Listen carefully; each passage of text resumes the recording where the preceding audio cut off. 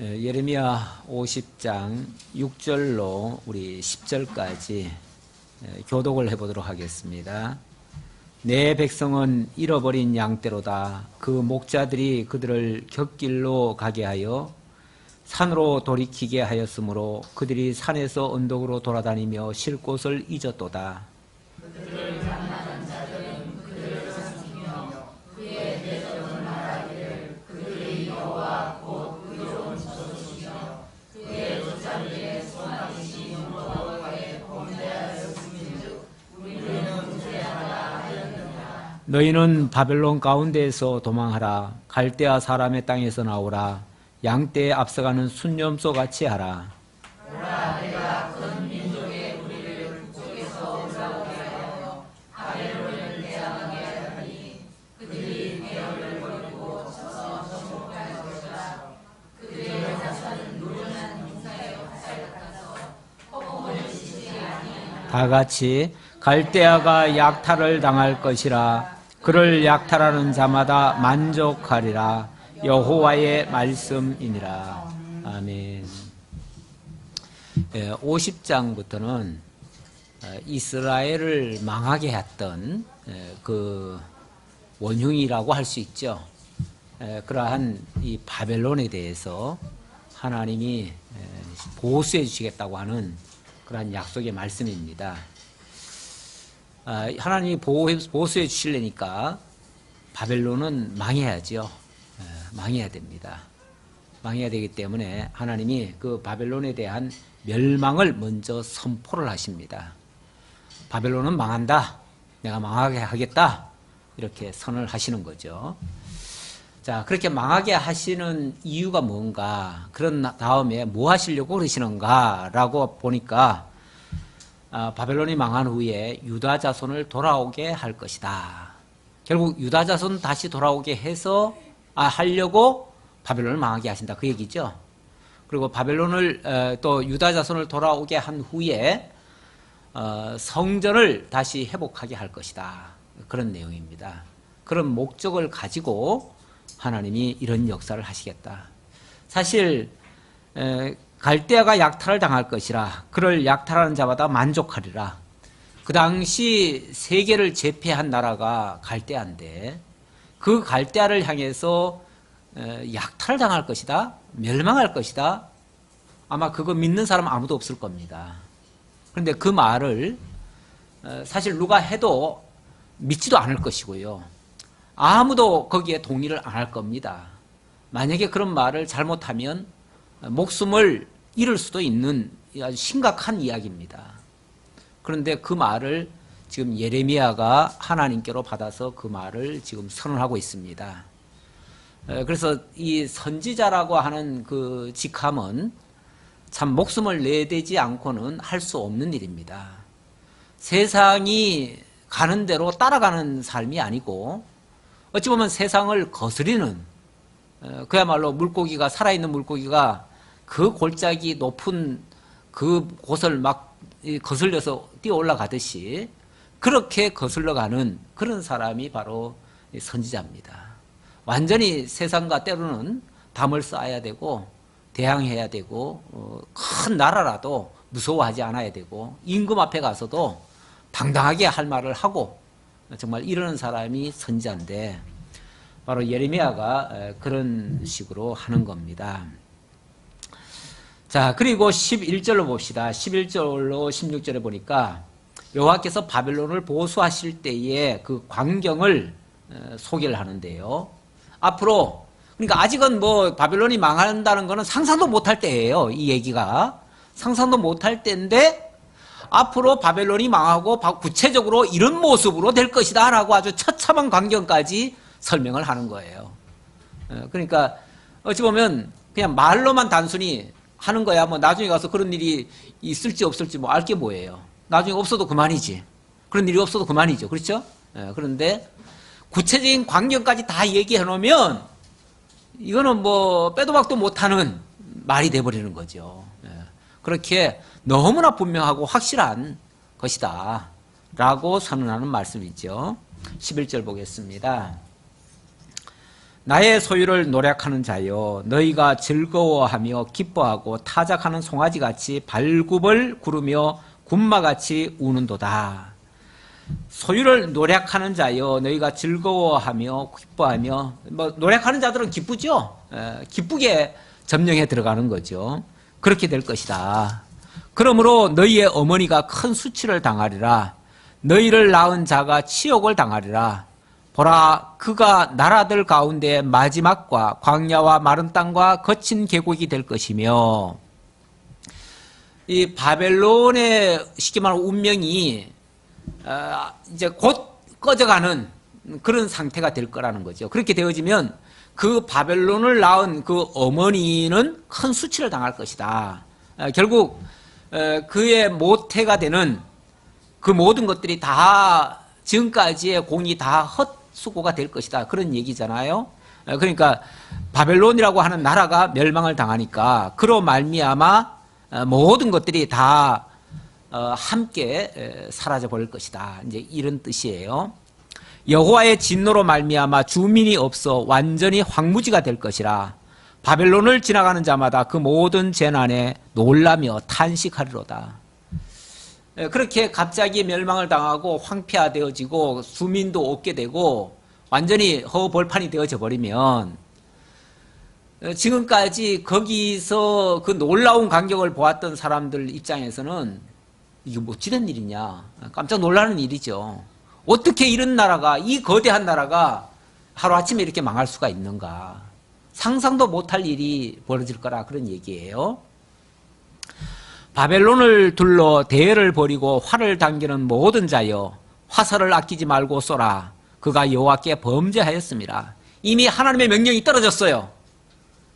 야, 바벨론을 향한 모든 군사들아, 한꺼번에 쏴버려라. 이제 신호만 딱 떨어지면은 전혀 예상치 못했던 곳에서 갑자기 화살이 날아오듯이 집중적으로 공격이 돼가지고 하루아침에 바벨론이라는 나라는 망할 것이다. 그 얘기예요. 근데 이런 말은 할 수는 있겠지만 이 말을 듣는 사람들이 과연 이걸 믿을 수 있을까? 그런 이제 의문은 있어요. 그 주위에서 고함을 지르려다. 그가 항복하였고 그 요새는 무너졌고 그 성벽은 허물어졌으니 이는 여호와께서 그가 행한 대로 그에게 내리시는 보복이라. 그가 행한 대로 그에게 갚으시는도다. 행한 대로 하나님은 바벨론이 어떻게 했는지 그 죄값대로 하나님께서 징벌하시겠다. 그 얘기예요. 바벨론이 무슨 짓을 했습니까? 일단은 바벨론도 하나님께 크게 쓰임받은 자들이에요. 그렇죠? 크게 쓰임받은 나라예요. 한때는 이스라엘을 괴롭혔던 아수르를 진멸하는 도구로 사용을 했어요. 그리고 이스라엘을 괴롭혔던 애굽을 또 치는데 사용했던 도구예요. 그런데 그들이 아수르를 이기고 애굽을 이기고 온 세계를 정복하고 나서는 완전히 기고만장했죠. 여러분 그 다니엘서 혹시 기억납니까? 다니엘서에 보면은 그 느부갓네살이 온 세계를 정복해 놓고 하는 말이 있죠. 내가만 하면 대여섯 번 나올 거야 아마. 그러면서 내가 이 세계를 정복했노라. 내가 쉽게 말하면 신과 같은 존재가 됐다. 그러면서 온 세계여 다 나를 우러러보라. 이런 식으로 막 자랑하듯이 그렇게 하죠. 근데 그 말 해놓고 어떻게 되죠? 갑자기 미치광이가 돼버려요. 미쳐가지고 나라에서 쫓겨나요. 그래서 그 아들이 쉽게 말하면 왕이 섭정을 해요. 섭정을 하고 그러는데 그 마지막 왕이 이제 벨사살이죠. 벨사살이 이제 쉽게 말하면은 거기도 이제 제가 오전에 그 3세들의 문제점을 얘기했는데 고생하면서 나라를 쟁취한 사람이 아니고 그냥 거저 얻은 거예요. 어느 날 갑자기 그냥 거저 그냥 얻어버렸어요.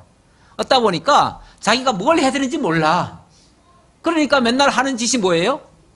맨날 술 먹고 그것도 그냥 술이 아니에요.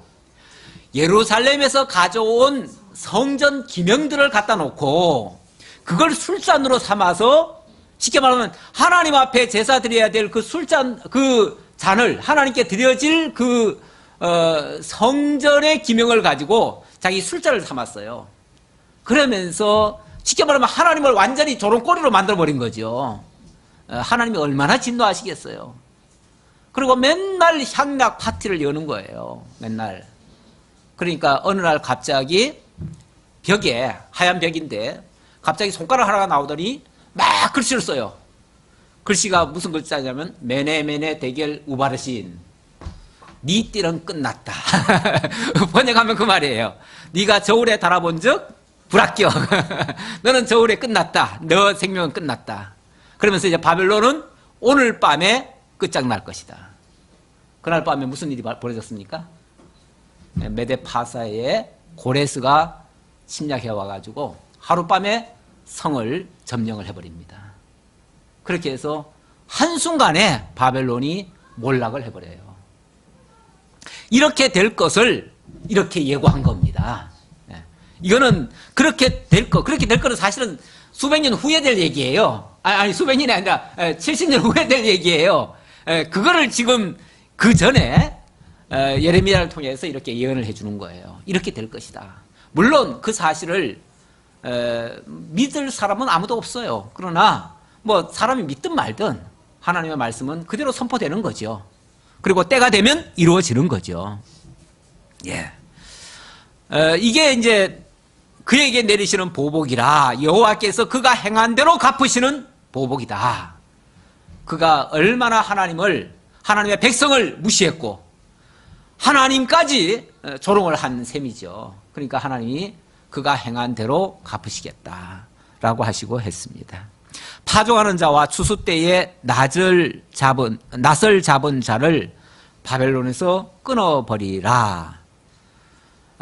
추수 때 낫을 잡은 자들을 끊어버리라. 그러면 추수 아무도 못하죠. 그러니까 그들이 열매를 못 따도록 만들어버리겠다. 이런 얘기겠죠. 사람들이 그 압박하는 칼을 두려워하여 각기 동족에게로 돌아가며 고향으로 도망하리라. 이 나라가요, 힘이 있을 때는 꼼짝 못하고 그 아래서 막 기듯이 그렇게 죽어 지냅니다. 그러나 나라가 이미 뭐 무너지고 뭐 이렇게 돼버리면은 다 자기 살 길로 찾아서 가는 거죠. 이렇게 되어질 것이다. 물론 그 중에 또 하나는 유다 백성들이 있죠. 유다 백성들. 그래서 고레스가 이 바벨론을 접수한 다음에 제일 먼저 고레스 칙령을 내립니다. 그 칙령이 뭡니까? 고레스 칙령 제1호가 너희 이스라엘 백성들아 고국으로 돌아가라. 이게 칙령이에요. 돌아가라. 그냥 돌아가라는 것도 아니고 너희가 돌아가거든 거기서 성전을 지어라. 거기에 필요한 모든 것은 우리가 다 대주겠다. 세상에 이런 일이 어디 있어요? 세상에 이런 일이, 이거야말로 세상에 이런 일이 요즘 같으면 텔레비에 나올 얘기죠. 예, 이건 뭐 엄청난 그런 역사가 있을 것이라고 말씀하십니다. 이건 공식적으로 고레스라고 하는 사람을 통해서 이런 역사를 할 것이다. 그래서 하나님은 일찍이 그 고레스를 내가 기름 부어 세웠다. 내가 기름 부어 세운 내 종이다. 이사야 선지자를 통해서. 이사야는 주전 700년 전 사람이에요. 그렇게 오래전 사람이 그 예언을 해놓고 고레스라고 하는 아주 이름까지 명시를 해놓고 때가 되면 내가 보낼 것이다 했는데 실제로 역사 속에서 그렇게 그런 사람이 등장합니다. 나는 이 고레스라는 사람, 하나님이 이스라엘을 회복시킬 때 사용한 사람인데요. 그 사람이 세계 역사서에는 그렇게 키로스라고 돼 있지 아마. 그런데 그 사람은 역사 속에서는 그렇게 선왕은 아니에요. 사실 선왕은 아니고 그러니까 세상의 평가로는 악하다고 할 수도 있어요. 그런데 하나님이 쓰시는 도구로는 아주 제격인 거죠. 사실 착하기만 하면요 남의 나라 공격도 못하고요 그럼 빼앗지도 못하고요 아무것도 못해요. 그러니까 나라의 지도자는요 선한 사람 세우는 게 아니에요. 원래 선한 사람을 세워놓으면요 백성들한테는 착하다 소리는 들었는데 아무것도 못할 수도 있어요. 그러니까 하나님은 이 나라의 지도자들 같은 경우에는 때로는 악한 자들을 들어 쓰시기도 해요. 그런 자들을 동원해 가지고 나라를 빼앗기도 하고 이렇게 해야 또 평안을 얻을 수가 있어 국민들이. 그래서 지금 가만히 보면요 전 세계적으로 약한 왕들은 별로 없어요. 그렇죠. 왕은 아니지만은 지도자들이 뭐 미국도 우리가 생각이 약간 이상하잖아요. 사실 상당히 좀 개의하잖아요. 예. 그렇지. 뭐 러시아도 그렇지. 중국도 상당히 신사제인 줄 알았는데 알고 보니까 아주 곰덩어리예요. 얼마나 그냥 음흉한지 몰라요. 예. 그렇지. 저 북한도 가만히 보면은 사실 교활하기가 짝이 없어요. 예, 북한도. 예. 어쨌든 그런 사람들을 동원해가지고 세계 역사를 지금 이끌고 가셔요. 이래야 세계 역사가 뭐가 지금 움직이는 거예요. 사실 일부에서는 예를 들어서 이스라엘 사람들 같은 경우도요, 트럼프를 성경에 나오는 고레스 정도로 생각할 정도로 그렇게 생각합니다. 왜 그러냐면 그 트럼프가 지금 하는 일이 뭡니까? 지난번에 뭐 했죠? 예루살렘 찾아주겠다 그랬잖아요. 예루살렘 찾아주겠대요. 이스라엘로서는 그것보다 더 좋은 게 없어요. 그렇잖아요. 온 세계가 다 반대하는데, 예. 그냥 어찌 보면은 트럼프가 등장해서 1년도 안 돼가지고, 몇 달도 안 돼가지고, 나 예루살렘 찾아주겠다. 그 얘기부터 했어요. 이스라엘이 그토록 바라던 그거. 아무도 생각도 못하고 엄두도 못 내던 일. 약간 미친 척 하고 하는 거예요, 그냥. 실제로 트럼프는 그런 얘기를 자기 입으로 해요. 지금 내 전법이 미치광이 전략이래요. 자기 전략이 미치광이 전략이래요. 그래서 그 미치광이 전략을 사실은 한국에도 지금 쓰고 있거든요. 북한한테도 지금 미치광이 전략을 써가지고 사실은 북한에도 약간 미치광이 같은 사람이 있는데 그 사람이 지금 못 감당을 하는 거예요, 지금. 그러니까 우리 하나님이 지금 그런 사람을 동원해가지고 지금 역사를 이뤄가요, 지금. 이게 지금 세상에 이런 일이 있을 수가 없는 일이에요. 사실 엊그제 여러분 다 TV 보셨죠?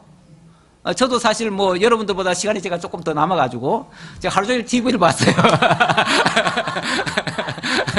제가 하루 종일 TV를 봤는데 TV 보는 내내 사실은 너무 감동적인 장면이 여러 군데가 나오더라고요. 네, 물론 뭐 그걸 쇼다 뭐 이렇게 또 얘기하는 사람도 있어요. 분명히 있어요. 아니 뭐 그럴 수도 있어요. 실제로 그럴 수도 있지만 모든 건 다 쇼로 시작하는 겁니다. 원래 쇼가 없이 뭐가 되겠어요. 예, 뭐 오죽하면 그 사람 입에서도 그러잖아요. 잘 연출됐습니까? 자기 입으로도 그래요. 잘 연출됐죠? 기자 양반들 잘 연출됐죠? 뭐 이렇게 얘기하는데 아니 쇼라는 거예요. 자기도. 예. 근데 서로 쇼를 하면서 속여가면서 하는 거예요. 원래 외교라는 그런 거예요. 외교는 다 믿을 게 안 돼요. 예. 그 중에 몇 퍼센트라도 그러면서 상대방이 꼼짝달싹 못하게 하는 게 그 외교예요. 외교는 서로 속이는 거 다 알아요. 합법적이에요. 속이는 게 나쁜 게 아니에요. 합법적이 그게. 다만 뭐 서명을 하든지 구슬르든지 뭐 뒤로 뭘 하든지 간에 자관 서명을 하게 해가지고 나중에 빼도 박도 못하게 만드는 거예요. 그래가지고 압박을 통해서 결국은 그대로 수행하게 만드는 거예요. 그러면 되는 거예요, 결과적으로. 그러니까 약간 미치광이 전략이 필요해요. 자, 이렇게 하나님이 역사를 지금 진행해 가시고 있는데 지금 이 당시에 예레미야를 통해서 이렇게 될 거라고 70년 전에 뭐 이때는 벌써 한 80년 전이라고 할 수 있겠죠. 그 전에 벌써 이런 예언을 했습니다. 자, 17절입니다. 17절부터 20절까지 아수르가 먹고 바벨론이 꺾은 이스라엘이다 이렇게 표현하는데요. 이스라엘의 아주 비참한 현재의 처지를 얘기하는 거죠. 그리고 앞으로 이스라엘이 겪을 그런 비참함을 설명하는 내용이죠. 이스라엘이 어떤 존재냐? 아수르가 먹어버리고 바벨론이 뼈를 꺾어버린. 그러면은 아니 살 뜯어먹고 뼈 꺾어버리면 뭐가 남죠? 이스라엘의 신세가 그 모양이라는 얘기예요. 이스라엘은요 살이 다 뜯겨버리고 뼈까지 꺾여가지고 스스로는 도저히 일어날 수 없는. 에스겔 선지자는요 환상 중에 이스라엘 백성들의 그 미래상을 봤거든요. 그 미래상을 봤더니 미래상이 어떠냐면요 골짜기 아울 골짜기에 다 죽어가지고 뼈가 다 드러나 있는 해골바가지들이에요. 해골바가지들. 그 해골바가지가 뭘 할 수 있어요? 아무것도 할 수 없지요. 근데 거기에 하나님의 생기가 들어가니까 그 생기가 다 그냥 살이 붙고 뼈가 고추 서더니만 갑자기 큰 대군이 돼버려요. 그래가지고 그들이 나라를 이루는 거예요. 그게 이스라엘의 회복의 광경을 그렇게 설명했어요. 근데 예레미야는 그렇게까지는 아니라도 살이 다 뜯기고 아수르한테 살이 다 뜯기고 바벨론에게 뼈가 꺾여버린 그런 존재라는 거예요. 그런 존재면은 스스로는 도저히 회복할 수 없는 존재예요. 그런데 하나님이 회복해 주겠다. 그 얘기예요. 이스라엘은 흩어진 양이라 사자들이 그를 따르도다. 지금 이스라엘을 따르는 것들은요, 전부 다 사자들이야, 사자들. 지금 우리 주변의 열강들도요, 전부 다 사자들이에요, 사자들. 무서운 짐승들이에요. 사자, 곰, 이리, 승냥이, 이런 것들이에요, 전부 다. 이런 것들이 호시탐탐, 정말, 우리는 토끼 같잖아요, 토끼. 토끼는요, 사냥하기에 딱 좋은 동물이 토끼예요, 그렇죠? 예. 그 토끼 같은 우리를 그 사자 같은 짐승들이 지금 에워싸고 이리저리 찢어 발기려고 난리도 아니에요. 사실 우리 역사를 조금 돌이켜보면요, 일제 36년간 우리가 지배를 받았잖아요. 그리고 나서 일본이 사실은 패망을 당했습니다. 일본이 패망을 당했으면 그러면 일본을 나눴어야 될 거 아니에요. 그렇잖아요, 연합국이. 그렇잖아요. 일본 때문에 지금 이 동남아시아가 다 그냥 쑥대밭이 돼버렸는데, 그리고 한국도 쑥대밭이 돼버렸는데, 그러면 회복을 했으면 한국은 온전히 돌려주고, 그리고 일본은 거기에 대한 징벌로서 남북을 쪼개야 돼요. 쪼개가지고 그 전성국들이 나눠 가져야 돼. 예. 그래서 남쪽은 예를 들어서 저 미국이 가져가고, 북쪽은 저 소련이 가져가고, 뭐 중국이 가져가든지 이렇게 했어야 맞아요. 그런데 왜 갑자기 우리나라한테 와가지고 반을 쪼개놨습니까? 반을 쪼개놓은 이유는요, 원래 일본이 우리나라의 절반을 그 아래쪽은 일본 본토군이 점령을 하고 북쪽은 그 광동군이라고 있어요. 그 만주 그쪽을 다스리던 그 일본 군대가 다스리도록 그렇게 자기네들이 나눠놨어요. 자기네들이 내부적으로 나눠놓고 한국을 쉽게 말하면 이렇게 나눠서 다스렸던 거예요. 다스렸는데, 아니, 미국과 러시아가, 소련이 함께 이 점령을 한다 하면은, 일본을 점령한다 하면은, 일본군이 다스리던 것을 나눠서 다스린 거예요. 나눠서 다스리다 보니까 결국은 우리나라가 반쪽이 나버린 거예요. 그래서 한쪽 일본 본토국은 미국이 다스리고 강동구는 중국이 다스리고 이렇게 하도록 만들어버린 거예요. 소련이 다스리도록 했죠. 그러다 보니까 소련이 내세운 그 꼭두각시가 김일성이 아닙니까? 그리고 미국이 내세운 사람이 이승만이고, 그러니까 그냥 이승만과 김일성이가 같이 그냥 따로따로 나라를 세워버린 거죠. 이래서 결국은 한반도가 그냥 개시 쓸데없이 이렇게 나눠진 거예요. 그러니까 엄밀하게 말하면은 일본이 당해야 될 거를 우리가 지금 대신 당한 거예요. 그리고 그래놓고는 한국하고 북한이 그냥 전쟁이 붙으니까 거기에다가 그냥 일본은 무기 팔아가지고 자기네들은 다시 전쟁 전으로 그냥 돌아가 버렸어요. 그렇게 돌아가고 우리나라는 완전히 폐허가 돼버리고.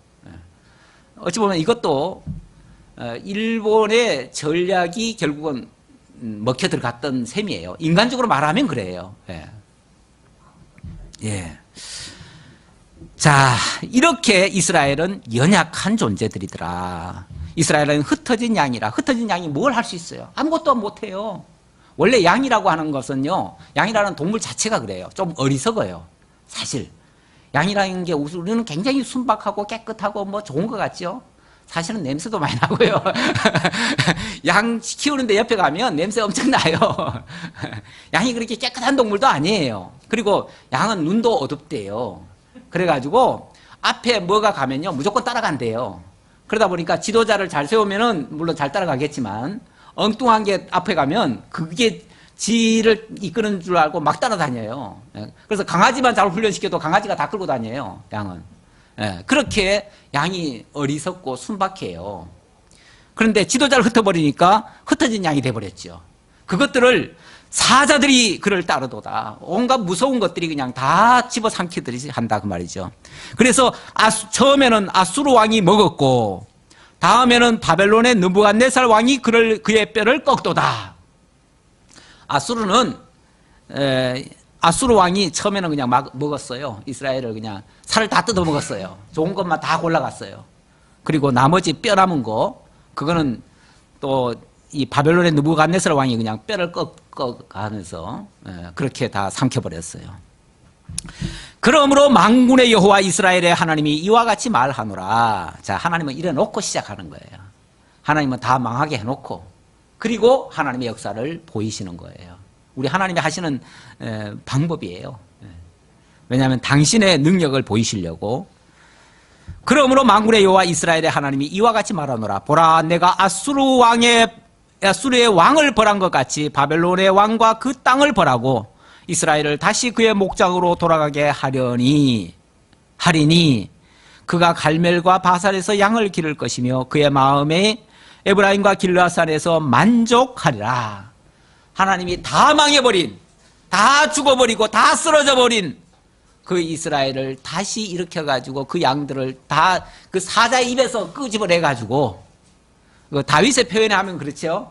다윗이 그 자기 양떼를 키우다가 사자들이 와서 집어삼키니까 쫓아가가지고 사자의 입에 있는 양을 끄집어냈다 그러잖아요. 그래가지고 구출했듯이 그런 식으로 하나님이 이스라엘을 집어삼킨 그 바벨론의 입에서 자기 민족을 이끌어내다가 다시 고국으로 돌아가서 거기서 정말 하나님이 다시 양떼를 키우면 그때는 하나님이 그렇게 해놓고는 하나님이 만족하신대요. 얼마나 아름다운 또 풍경으로 바꾸시겠어요. 그렇게 하나님이 하실 것이다. 여호와의 말씀이니라. 그날 그때에는 이게 중요하죠. 이렇게 회복했을 때에는 그 말이죠. 회복했을 그때에는 이스라엘의 죄악을 찾을지라도 없겠고 유다의 죄를 찾을지라도 찾아내지 못하리니 이는 내가 남긴 자를 용서할 것임이라. 그러면 하나님이 왜 그 고난을 겪고 다 살이 뜯기고 뼈가 꺾이도록 만들으셨던가 라는 이유가 나오는데요. 다시 회복할 때는 뭐 하겠다고요? 다시는 죄가 없게 만들겠다. 다시는 허물을 찾아도 없도록 만들겠다. 그렇게 하려고 그렇게 한다는 거죠. 괜히 때리고 괜히 싸매시는 게 아니고 때리고 싸맨 후에는 그들에게 있었던 그 몹쓸 것들, 그 근원적인 그 죄악의 요소들을 다 깨끗이 제거하려고 그런다 그 말이죠. 한마디로 마치 그 재련소 속에 집어넣어 가지고 그 불순물 많던 것들을 불순물 싹 제거하고 정금으로 만들기 위한 그런 연단의 과정으로서 바벨론을 사용했다. 아수르를 사용했다. 그 얘기죠. 그래서 하나님은 때리고 싸매시고 흩었다가 모으시고 멸했다가 세우시고 이렇게 하시는 것이다. 하나님이 하시는 이유가 이렇게 이스라엘을 징계했다가 회복하시는 이유. 인간적으로 생각하면 아니 다시 돌아오게 할 걸 뭐하러 그렇게 고생시켜요? 뭐하러 다시 세울 걸 왜 헐어요? 이러지만은 세우고 다시 돌아오게 할 때는 이전 것이 아니죠. 새로운 피조물로 만들려는 거죠. 새로운 단순한 그러니까 재생이 아니에요. 단순 재생이 아니고 완전히 부활 같은 새로운 역사를 만드는 거죠. 이렇게 하시기 위해서. 그래서 과거의 그 죄악된 요소들 그런 것들은 다시 찾아볼래야 찾아볼 수 없도록 만들어 버리겠다. 아직 근원을 바꿔버리겠다 그 얘기죠. 그렇게 하려니까 어찌 보면 창조적 파괴를 하시는 거죠.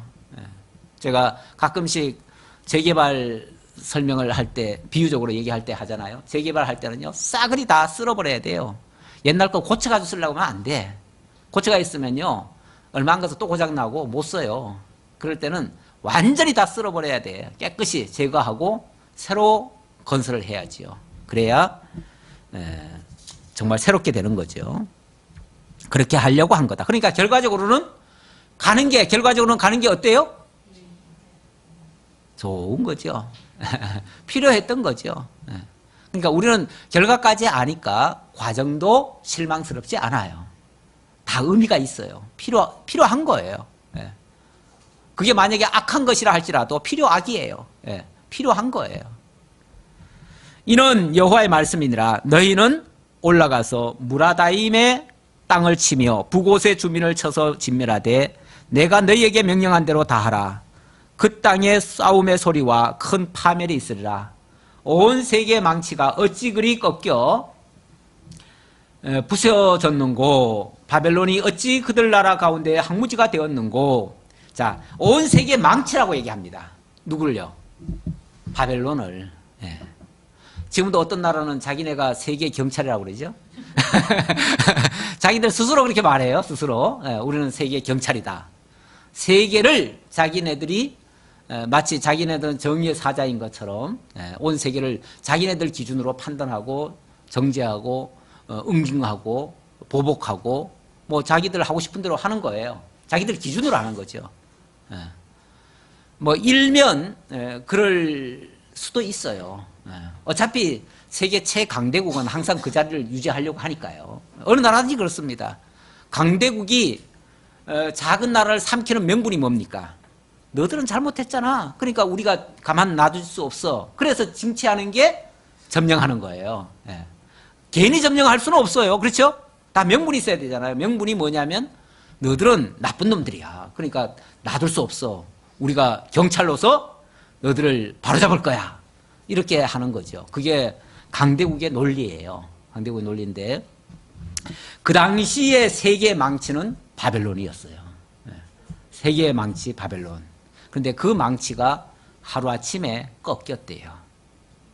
꺾일 거래요. 바벨론이 어찌 그리 나라들 가운데 황무지가 되었는고. 나라들 가운데 원래는 세계에 우뚝 선 나라였는데 어느 순간에 나라들 가운데 황폐하게 되었는고. 나라들 가운데서도 비참한 모습으로 바뀌어질 것이다. 그 말이죠. 사실 그 나라가 지금으로 말하면 이라크 아닙니까?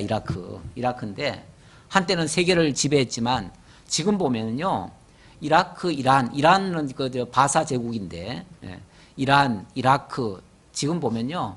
맨날 전쟁에 시달리고 그 옆에는 또 아수르, 지금 시리아 뭐 다 그래요. 다 고만고만하고 맨날 전쟁에서 지금도 허덕이고 참 보잘것 없어요. 지금으로 보면. 지금 보잘것 없는데 한때는 그랬다 그 말이죠.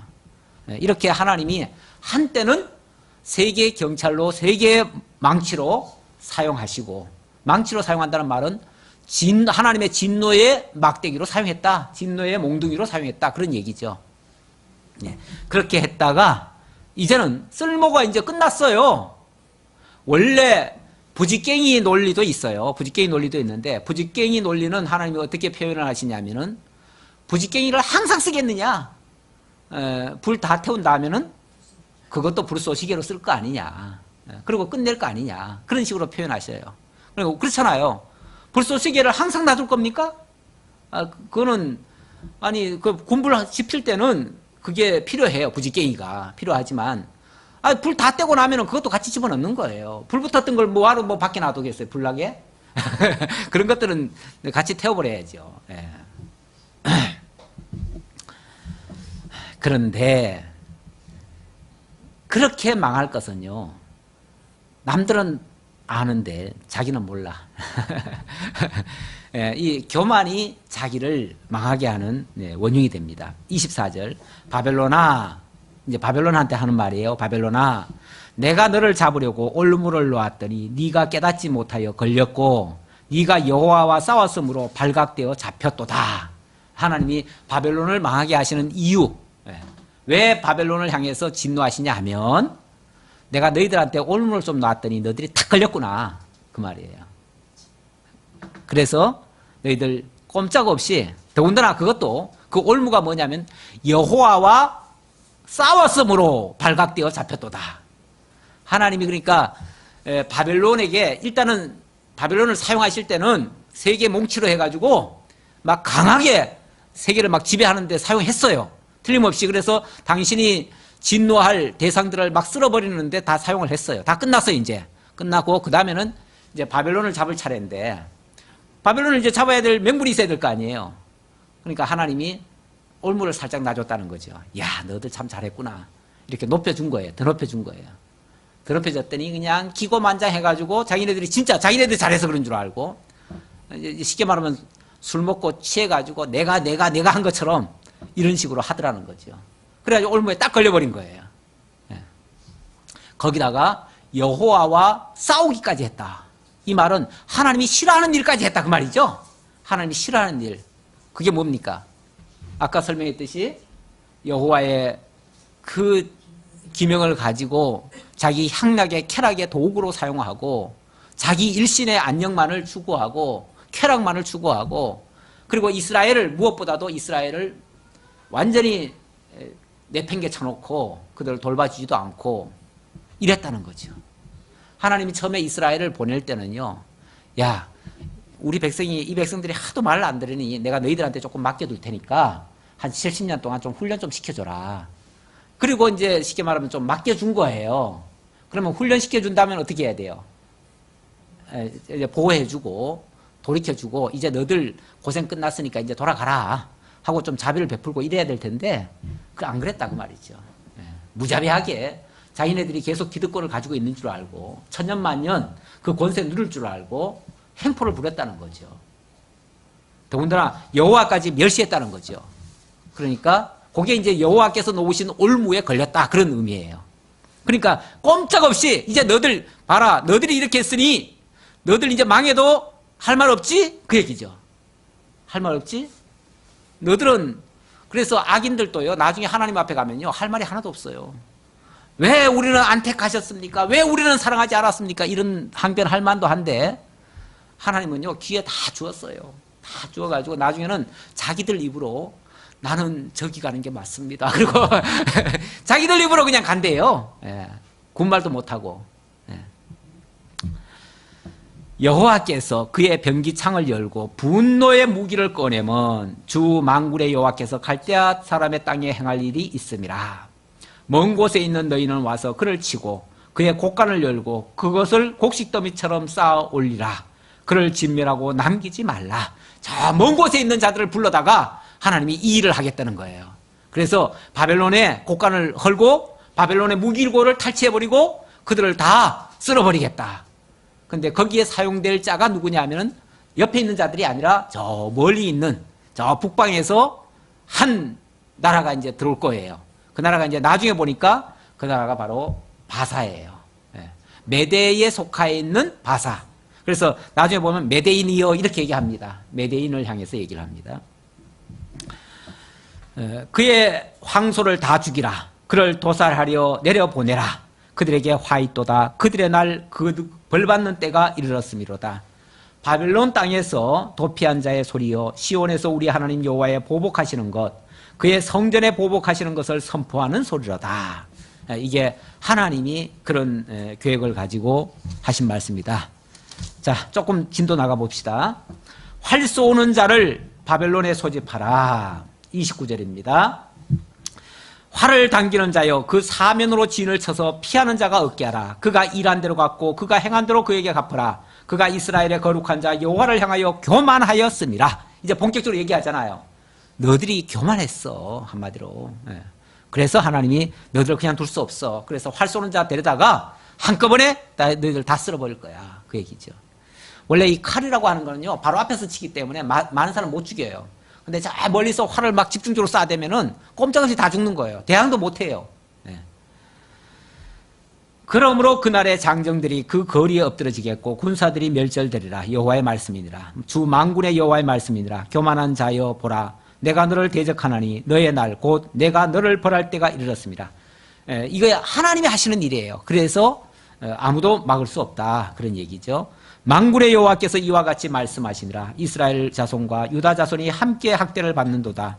그들을 사로잡은 자는 다 그들을 붙들고 놓아주지 아니하리라.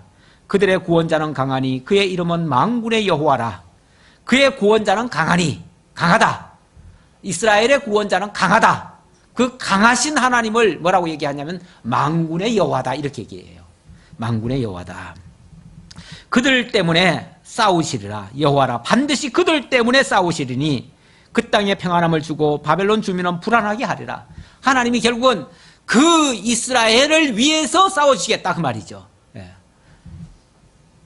여호와의 말씀이니라. 칼이 갈대아인의 위에와 바벨론 주민의 위에와 그 고관들과 지혜로운 자의 위에 떨어지리라. 칼이 자랑하는 자 위에 떨어지리니 그들이 어리석게 될 것이며 칼이 용사의 위에 떨어지리니 그들이 놀랄 것이며 칼이 그들의 말과 병거들과 그들 중에 있는 여러 민족의 위에 떨어지리니 그들이 여인들같이 될 것이며 칼이 보물 위에 떨어지리니 그것이 약탈되리라. 여인같이 된다는 말은 너무너무 허약해진다 그 말이죠. 그들도 너무 보잘것없는 그런 상태에 빠질 것이다. 가뭄이 물 위에 내리어 그것을 말리리니 그는 그 땅이 조각한 신상의 땅이요 그들은 무서운 것을 보고 실성하였습니다. 미쳤다 그 말이죠. 실성하였다. 이 가뭄이 물 위에 내린다는 말은 그나마 조금 있는 물까지도 다 말려버리겠다 그런 얘기예요. 그러니까 완전히 다 쓸어버리겠다 그 얘기죠. 여호와의 말씀이니라. 여호와께서 소돔과 고모라와 그 이웃 성읍들을 뒤엎었듯이 거기에 사는 사람이 없게 하며 그 가운데 머물러 사는 사람이 아무도 없게 하시리라.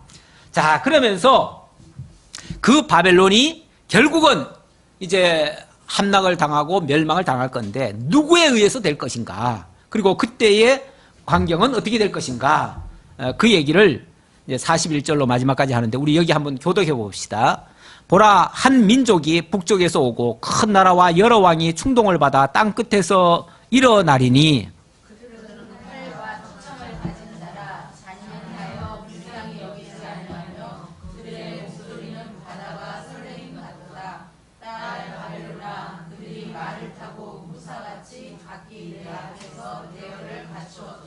바벨론의 왕이 그 소문을 듣고 약하여지며 고통에 사로잡혀 해산하는 여인처럼 진통하는도다.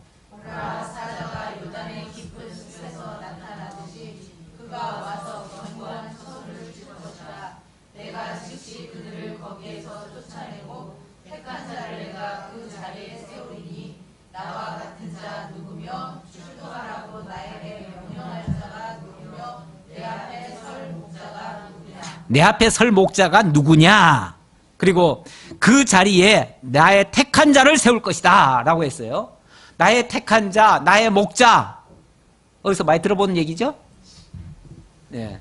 이사야 선지자가 일찍이 고레스 왕에 대하여 그는 나의 기름 부어 세운 나의 목자다.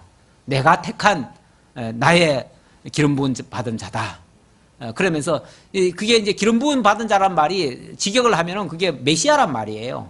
바로 이스라엘의 해방자, 구원자가 그 바로 고레스가 될 것이다. 그가 바로 한 민족이 북쪽에서부터 오고 큰 나라와 여러 왕이 충동을 받아서 함께 온다 그랬는데 원래는 메데와 파사가 연합국이 돼 가지고 쳐들어오는 거예요. 그렇게 될 것이다. 그다음 마지막, 그런즉 바벨론에 대한 여호와의 계획과 갈대아 사람의 땅에 대하여 품은 여호와의 생각을 들으라. 그들에 대한 여호와의 생각, 여호와의 계획, 여호와의 예정하신 일들, 그 얘기죠. 그걸 자세히 들어봐라. 하나님이 무슨 계획을 가지고 계신가? 양떼의 어린 것들을 그들이 반드시 끌어가고 그들의 초장을 황폐하게 하리니 바벨론이 약탈당하는 소리에 땅이 진동하며 그 부르짖음이 나라들 가운데 들리리라 하시도다.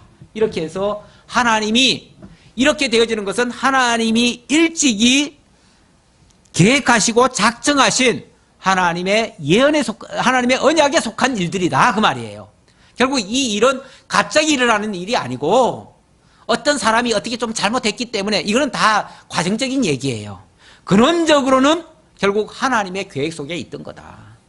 그래서 하나님의 그 계획 속에서는 이스라엘 백성들을, 불결한 이스라엘 백성들을 거룩하게 만들기 위한, 그리고 다시는 죄가 없고 그들을 하나님이 하나님의 백성답게 만들게 하기 위한 그러한 도구로 지금까지 각 나라의 흥망성쇠를 이루셨고 마침내는 바벨론의 고레스를 동원해가지고 이 역사를 마무리 짓겠다. 이건 하나님의 계획이었다. 사람의 뜻이 아니다. 라는 뜻입니다. 오늘날 세계 역사가 긴박하게 돌아가고 있습니다. 아주 정말 무서운 사자 같은, 이리 같은 그런 자들이 막 날뛰면서 이 한반도를 둘러싸고 온갖 괴계와 이런 것들이 난무하고 있습니다. 그러나 우리가 두려워할 필요가 없는 것은 그 모든 역사의 설계자, 그 역사의 주관자, 그것을 통해서 이 민족을 지켜주시고 보호하실 분은 하나님이십니다. 그 하나님이 이 나라를 굳게 붙들고 정말 하나님의 선하신 목적에서 사용하실 어떤 계획이 있다고 봅니다. 그래서 우리가 특별히 정말 이 아시아 중에서요, 이렇게 하나님을 잘 믿고, 물론 지금은 약간 많이 변질됐습니다만 그래도 믿는 사람이 꽤 많고, 그래도 지금은 원래 종교라고 하는 게 어느 정도까지 올라가면요 타락하게 돼 있어요. 지금은 우리도 좀 취했어요. 사실은 우리 기독교도 엄청나게 취한 거예요. 너무 부요해가지고 거기서 하나님의 진노가 조금 있기는 하지만은 그래도 이런 어떤 불결한 것들을 정결케 하고 마지막 사명이 나는 이제 북한에 있다고 봐요. 한국은 이미 타락할 대로 타락했지만은 어째 보면은 북한은요 우리보다 훨씬 더, 나는 사람 인간적으로 말하면요 북한 사람들이 훨씬 더 순박하다고 봅니다. 어찌 보면 하나님 앞에는요 천국 갈 사람이 그쪽에 더 많을지 몰라요. 그러면은 그들에게 복음이 전파돼야 되거든요. 전파돼야 되는데 이게 만약에 하나님의 마지막 계획이라면 반드시 그곳에 복음이 전파될 어떤 하나님의 계획이 있을 것이다. 라는 그런 생각을 가져요. 그래서 지금 이렇게 일들이 벌어지는 것은 결국 그곳에 있는 하나님의 언약 자손들을 정말 구원하기 위한 고레스 같은 그런 자를 동원한 게 아니겠는가라는 그런 생각입니다. 이게 하나님의, 이게 만약 사실이면 청기누설입니다. 물론 나는 이제 성경에 근거해서 역사라고 하는 게 이게 반복이 되거든요. 반복이 돼서 과거에 있던 것이 이게 교훈이 되고 우리한테 마치 경험한 것처럼 우리의 미래를 내다볼 수 있는 하나의 거울처럼 보여줘요. 그래서 우리가 짐작컨대 하나님의 이런 계획이 분명히 있을 것이다. 결코 그 순박하고 깨끗한 저 북쪽에 있는 영혼들을 하나님이 그냥 버려두지는 않을 것이다. 라는 이런 믿음을 가지고 있습니다. 우리 함께 기도하면서 하나님이 하시는 일들을 잘 살펴보시기를 바랍니다. 아버지 하나님 감사합니다. 하나님이 역사하시는 이 세계의 모든 열강들의 움직임과 하나님의 주권 섭리를 오늘도 우리가 살펴보고 있습니다. 이 성경 속에서도 너무나 분명하게 하시는 하나님의 일 저희들이 잊지 않게 하옵소서. 그 역사를 통해서 하나님의 교훈을 받게 하시고 하나님의 뜻을 받들게 하시고 또 그 뜻을 따라서 우리가 오늘을 또 지혜롭게 살아갈 수 있도록 함께 해 주옵소서. 베풀어 주시는 은혜 감사드렸고 예수님의 이름으로 기도하옵나이다. 아멘.